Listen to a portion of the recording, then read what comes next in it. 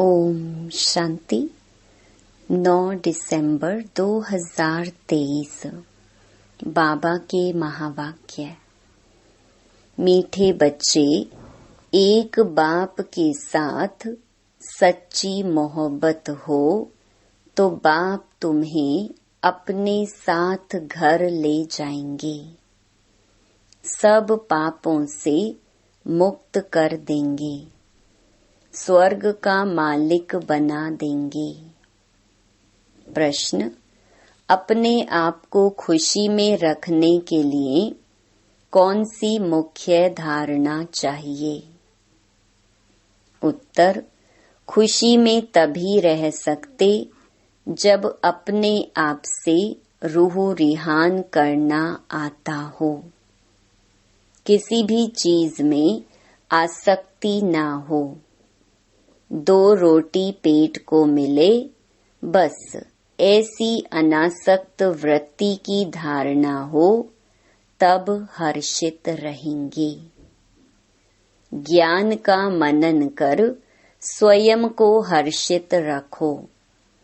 तुम कर्म योगी हो, कर्म करते, घर का काम करते, खाना आदि खाते भी बाप को याद करो।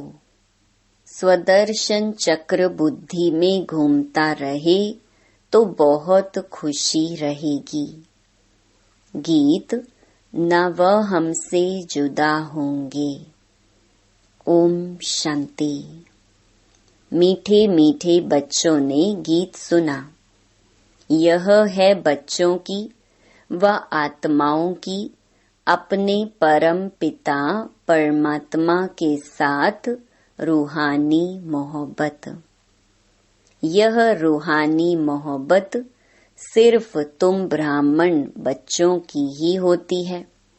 तुम अपने को आत्मा निश्चय करते हो, परंतु जब कहते हैं कि आत्मा सो परमात्मा, तो आत्मा किसके साथ मोहब्बत रखे? मोहब्बत होती है बच्चों की बाप के साथ। बाप की मोहब्बत नहीं होती है। अभी तुम समझते हो हम आत्माएं अपने परम पिता परमात्मा के साथ मोहब्बत जोड़ रही हैं। यह मोहब्बत ही तुमको साथ ले जाती है। तुम रूहानी मोहब्बत बाप के पास रखते हो तो तकलीफ भी सहन करनी पड़ती है। सारी दुनिया, घर के भांति आदि सब दुश्मन बन जाते हैं। बच्चों को समझाया है कि पतित पावनी गंगा नहीं है। मनुष्य पावन होने के ख्याल से गंगा व जमुना के तट पर हरिद्वार काशी में जाकर बैठते हैं। मुख्य स्थान यह 2 हैं। कहते हैं, हे पतित पावनी गंगा। अब वह गंगा तो सुनती ही नहीं। सुनने वाला एक पतित पावन बाप ही है। अभी तुम उस बाप के सम्मुख बैठे हो। बाप बतला रहे हैं तुम पावन कैसे बनोगे। पानी की गंगा थोड़े ही कहती है, माँ मेकम याद करने से तुम्हारे विकर्म विनाश होंगे। बाप कहते हैं, मैं प्रतिज्ञा करता हूँ, अगर तुम मुझ बाप को याद करेंगे तो तुम्हारे विकर्म विनाश होंगे। गारंटी देते हैं, गंगा तो गारंटी दे ना सके। जैसे मनुष्य रावण को वर्ष वर्ष जलाते आए हैं, परंतु रावण मरता ही नहीं है, वैसे गंगा में स्नान भी जन्म जन्मांतर करते आए हैं, परंतु पतित से पावन कोई बनते ही नहीं। फिर स्नान करने जाते रहते हैं। एक बार पावन बने तो फिर क्यों जाते हैं स्नान करने? कितने मेले लगते हैं, उनको कोई आत्मा परमात्मा का संगम नहीं कहेंगे। भक्ति मार्ग में भीड़ लगती है मेले पर। अभी तुम बाप के साथ बुद्धि योग लगाते हो। तुम जानते हो हम आत्माएं आशिक बनी हैं। आत्मा ही भगवान को याद करती है शरीर द्वारा। बाप कहते हैं मैं भी इस शरीर द्वारा तुमको पढ़ा रहा हूँ, इसीलिए हमेशा बाबा को याद करते रहो। बाबा कहने से स्वर्ग जरूर याद आएगा और अपना मुक्ति धाम घर भी याद आएगा। मुक्ति को निर्वाण धाम भी कहते हैं। यह है साकारी दुनिया। जब तक आत्माएं यहाँ न आएं तो साकारी दुनिया कैसे बढ़े। आत्माएं निराकारी दुनिया से आती हैं। मनुष्य सृष्टि बढ़ती जाती है। कोई समझते हैं नेचुरल बढ़ती रहती है। तुम जानते हो आत्माएं यहाँ आती हैं, वृद्धि को पाती रहती हैं। बच्चों को मालूम हुआ है कि स्वीट होम शांति धाम है। शांति को बहुत लोग पसंद करते हैं। तुम जानते हो शांति धाम तो हमारा स्वीट गॉड फादरली होम है। भारतवासी विलायत से लौटते हैं तो कहते हैं हम अपने स्वीट होम भारत में जाते हैं। जहाँ जन्म लेते हैं वह देश प्यारा लगता है। कहते हैं हमको स्वीट होम भारत में ले चलो। अच्छा समझो मर जाते हैं, आत्मा तो चली गई, फिर शरीर को यहाँ ले आकर खत्म करते हैं। समझते हैं भारत की मिट्टी भारत में ही जाए। नेहरू ने शरीर छोड़ा तो उनकी राख देखो कहाँ कहाँ ले गए, खेतों में गिराई। समझते हैं खेती अच्छी होगी, परंतु हर चीज को वह कितना भी मान दें, पुरानी तो जरूर होनी है।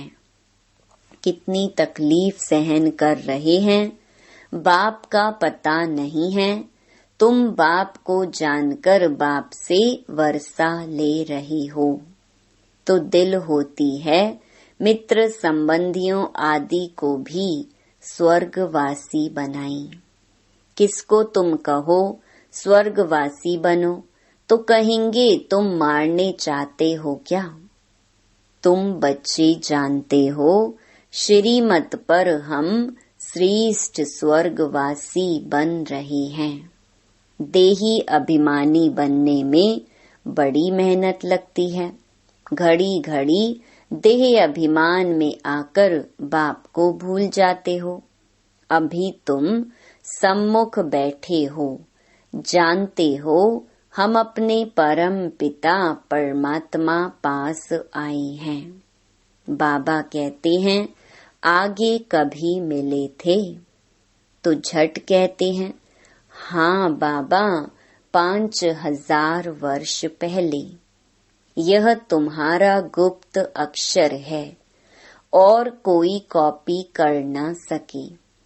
भल श्री कृष्ण का वेश धारण कर लेते हैं, कहते हैं हम आए हैं स्वर्ग की स्थापना करने। परंतु यह बात कि 5000 वर्ष पहले भी स्वर्ग स्थापन किया था, यह कह न सके।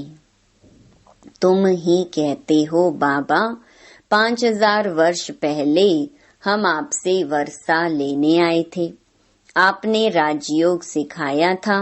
यह आत्मा कहती है इस शरीर द्वारा। अपने को आत्मा निश्चय कर और बाप को याद करना है। इसमें सर्वव्यापी की तो बात ही नहीं। यह भी नहीं समझते हैं कि ब्रह्मा जरूर साकार में होना चाहिए, जिस द्वारा परमपिता परमात्मा सृष्टि रचते हैं। पतित पावन बाप आकर सो देवी देवता पावन बनाते हैं। बाप ही स्वर्ग का रचयिता है, तो जरूर स्वर्ग में मनुष्य चाहिए। बाबा आकर तुम्हें स्वर्ग का द्वार बताते हैं। तुम कोशिश करते हो हम नरकवासी को स्वर्गवासी बनाएं। कोई बड़े आदमी को सीधा कहो तुम पतित नरकवासी हो तो कितना बिगड़ पड़ेंगे। अभी तुम जानते हो हम नरक से निकल स्वर्ग में जा रहे हैं। अभी हम संगमवासी हैं। हम आत्माएं अब जा रही हैं इस शरीर को छोड़ बाबा के साथ बाबा के घर। यह है तुम्हारी रूहानी यात्रा। बाबा की याद में रहना है। समझते हो यह शरीर जहाँ तक रहेगा वहाँ तक यात्रा चालू है। कर्म भी तो करना है। भल खाओ पियो खाना पकाओ। जितना समय मिले बाप को जरूर याद करना है। दफ्तर में बैठते हो, देखो फुर्सत है तो बाबा की याद में बैठ जाओ। बहुत कमाई है। ट्रेन में सफर करते हो, उस समय तो कोई काम नहीं रहता है। बैठे हुए बाबा को याद करते रहो। अभी हम बाबा के पास जाते हैं। बाबा परम धाम से हमको लेने लिए आया है। अच्छा, शाम को घर का खाना आदि पकाते हो तो भी एक दो को याद दिलाओ। आओ हम अपने बाप की याद में बैठें। पॉइंट भी एक दो को सुनाओ। हम स्वदर्शन चक्रधारी हैं। बाबा कहते हैं तुम लाइट हाउस भी हो, रास्ता बतलाते हो। उठते बैठते चलते तुम लाइट हाउस हो। एक आंख में मुक्ति, एक आंख में जीवन मुक्ति। स्वर्ग यहाँ था, अभी नहीं है। अब तो नरक है। बाबा फिर से स्वर्ग स्थापन कर रहे हैं। बाप कहते हैं हम तुमको बहुत गुलगुल बनाते हैं, फिर तुम जाकर महारानी पटरानी बनेंगे। खद्दर की रानी नहीं बनना, तुम्हें 16 कला संपन्न बनना है, न कि 14 कला। श्री कृष्ण 16 कला था। तुम बच्चियां कितने व्रत नेम आदि रखती थी, 7 रोज निर्जल रहती थी, कितनी मेहनत करती थी, परंतु श्री कृष्णपुरी में जा न सके। अभी तुम कृष्णपुरी स्वर्ग में प्रैक्टिकल में जाने लिए पुरुषार्थ कर रहे हो। श्री कृष्ण को द्वापर में ले जाने से स्वर्ग का किसको पता नहीं पड़ता है। वास्तव में 7 रोज का अर्थ क्या है सो तुम अभी जानते हो। सिवाय बाप के और कोई को याद नहीं करना है। बाकी निर्जल आदि की कोई बात नहीं। बाबा को याद करने से तुम बाबा के पास चले जाएंगे। बाप फिर स्वर्ग में भेज देंगे। व्रत नेम रख तुम कितने दिन भूखे मरते हो, जन्म बाई जन्म कितनी मेहनत करते हो, प्राप्ति कुछ भी नहीं हुई है। अभी तुमको उनसे छुड़ाए सदगति मार्ग में ले जाते हैं। तुम कहते हो बाबा कल्प पहले भी आपसे मिले थे स्वर्ग का वर्षा लेने। बाप कहते हैं कदम कदम पर राय लेते रहो, सब हिसाब किताब पूछो, बाबा राय देते रहेंगे। भल तुम अपना धंधा धोरी आदि करते रहो, फिर भी बाबा राय देते रहेंगे। देखेंगे यह बहुत धंधे में घुस पड़े हैं तो राय देंगे, क्यों इतना माथा मारते हो, कितना समय तुम जिएंगे? पेट तो 1-2 रोटी मांगता है, उनसे गरीब भी चलते तो साहूकार भी चलते हैं। साहूकार लोग अच्छी रीति खाते हैं, फिर रोगी भी बनते हैं। भील लोग देखो कितने मजबूत रहते हैं, और खाते क्या हैं, कितना काम करते हैं। अपनी कुटिया में वह खुश रहते हैं। तो इस समय तुम्हें और सब आशाएं छोड़ देनी चाहिए।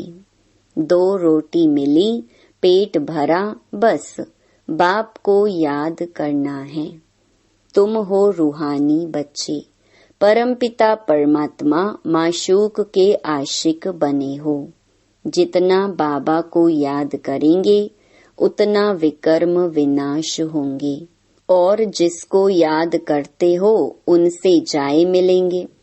कई चाहते हैं साक्षात्कार हो, यह हो। बाबा कहते हैं घर बैठे भी तुमको हो सकता है। शिव बाबा को याद करने से तुमको वैकुंठ का साक्षात्कार होगा। श्री कृष्ण पुरी देखेंगे। यहाँ तो बाबा तुमको वैकुंठ का मालिक बना देते हैं। सिर्फ साक्षात्कार की बात नहीं, मेरे को याद करो, क्योंकि मैं आया हूँ तुमको ले जाने। शिव बाबा को याद करना है, वही श्री कृष्ण पुरी का मालिक बनाने वाला है। श्री कृष्ण तो नहीं बनाएंगे। शिव बाबा को याद करने से तुमको वैकुंठ की बादशाही मिलती है। अब वह परम धाम से आया हुआ है। जरूर आए हैं तब तो मंदिर यादगार बना है ना। शिव का मंदिर है, शिव जयंती भी मनाते हैं ना। परंतु वह भारत में कैसे आते हैं, यह किसको पता नहीं है। श्री कृष्ण के तन में तो नहीं आते। श्री कृष्ण होता ही है सतयुग में। शिव का बड़ा भारी मंदिर है, श्री कृष्ण का इतना बड़ा नहीं है। सोमनाथ का मंदिर कितना बड़ा है। श्री कृष्ण के मंदिर में राधे कृष्ण को बहुत गहने दिखाते हैं। शिव के मंदिर में कभी गहने नहीं देखेंगे। अब वह शिव बाबा तो बड़े महलों में रहता नहीं, रहता है श्री कृष्ण। बाबा कहते हैं मैं महलों में रहता ही नहीं हूँ, परंतु भक्ति मार्ग में कितना बड़ा आलीशान हीरे जवाहरों का मंदिर बनाया है। जिनको शिव बाबा द्वारा स्वर्ग का वर्षा मिला है, उन्होंने उनका मंदिर इतना ऊंच बनाया है। यादगार के लिए कितना बड़ा मंदिर बनाया है, तो वह खुद कितने ना साहूकार होंगे। मंदिर बहुत अच्छा बनाते हैं। बॉम्बे में बाबूरी नाथ में शिव का मंदिर है। लक्ष्मी नारायण का माधव बाग में है। बाप कहते हैं हम तुमको स्वर्ग का मालिक बनाते हैं, तो भक्ति मार्ग में तुम कितना भारी मंदिर बनाते हो। और अभी देखो कैसे झोपड़ी में बैठा हूँ। तुम्हारा भी नाम बाला होना है। तुम जानते हो हमारा फिर मंदिर बनेगा। हमारे बाप शिव के भी बहुत मंदिर हैं। कमाल है। जिन्होंने सोमनाथ का मंदिर बनाया था वो कितने धनवान होंगे। अभी तो कितना गुप्त हूँ, कोई को पता नहीं। तुम जान गए हो, फिर कैसे शिव बाबा का मंदिर बनाना पड़ेगा। भक्ति मार्ग में आएंगे। मम्मा बाबा जो पहले नंबर में पूज्य बनते हैं, वैकुंठ के मालिक बनते हैं। फिर पहले पहले पुजारी बन मंदिर भी उनको ही बनाना है, तो दिल में कहेंगे ना हम ही पुजारी बन मंदिर बनाएंगे। ऐसी ऐसी बातों में रमण करने से फिर यह पुरानी दुनिया भूल जाएगी। आपस में भी ऐसी ऐसी बातें करनी चाहिए जो तुमको खुशी बहुत रहेगी। अपने से रूह रिहान करो। सुप्रीम रूह बैठ तुम्हारी रूह को रिझाते हैं, इस ज्ञान से हर्षित बनाते हैं। तुम कहते हो हम कल्प बाद फिर से आए हैं, अनेक बार बाप से मिले हैं, वर्षा पाया है। ऐसे ऐसे आपस में बातें करनी चाहिए। फिर तुम कर्म योगी भी हो, भल घर में खाना आदि पकाओ, खुशी रहेगी। तुम 84 जन्मों की हिस्ट्री ज्योग्राफी को जानते हो। हम अभी ब्राह्मण बने हैं, फिर देवता बन राज्य करेंगे, पुजारी से पूज्य बनेंगे, फिर महल आदि बनाएंगे। अपनी ही हिस्ट्री ज्योग्राफी सुनाते रहो। हमारी हिस्ट्री ज्योग्राफी चक्कर कैसे लगाती है, इसको ही स्वदर्शन चक्रधारी कहा जाता है। तुम तीनों लोकों को जानने वाले हो, ज्ञान का नेत्र तुम्हारा खुला है। यह चक्कर याद करने से तुमको बड़ी खुशी रहनी चाहिए। बाप को भी खुशी रहती है। अभी तुम सेवा में उपस्थित हो। तुम सेवाधारियों के मंदिर फिर बाद में भक्ति मार्ग में बनेंगे। अभी मैं तुम बच्चों की सर्विस में आया हूँ। तुमको स्वर्ग का पूरा वर्षा देने आया हूँ। जितना जो पुरुषार्थ करेंगे उस अनुसार स्वर्ग का मालिक बनेंगे। अच्छा, मीठे मीठे सिकिलधे बच्चों प्रति माता पिता बाप दादा का याद प्यार और गुड मॉर्निंग। रूहानी बाप की रूहानी बच्चों को नमस्ते।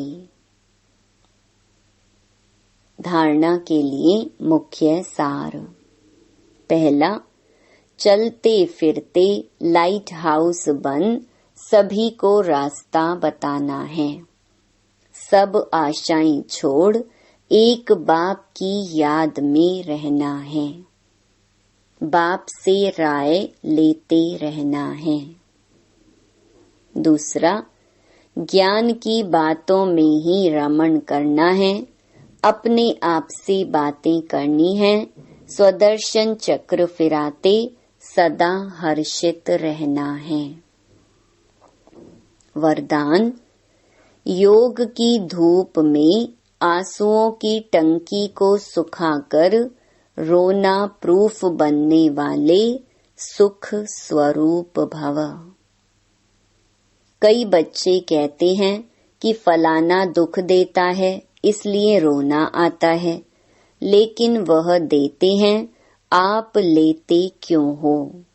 उनका काम है देना, आप लो ही नहीं। परमात्मा के बच्चे कभी रो नहीं सकते।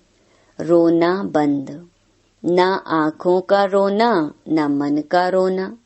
जहाँ खुशी होगी वहाँ रोना नहीं होगा। खुशी व प्यार के आंसू को रोना नहीं कहा जाता। तो योग की धूप में आंसुओं की टंकी को सुखा दो। विघ्नों को खेल समझो तो सुख स्वरूप बन जाएंगे। स्लोगन, साक्षी रहकर पार्ट बजाने का अभ्यास हो तो टेंशन से परे स्वतः अटेंशन में रहेंगे।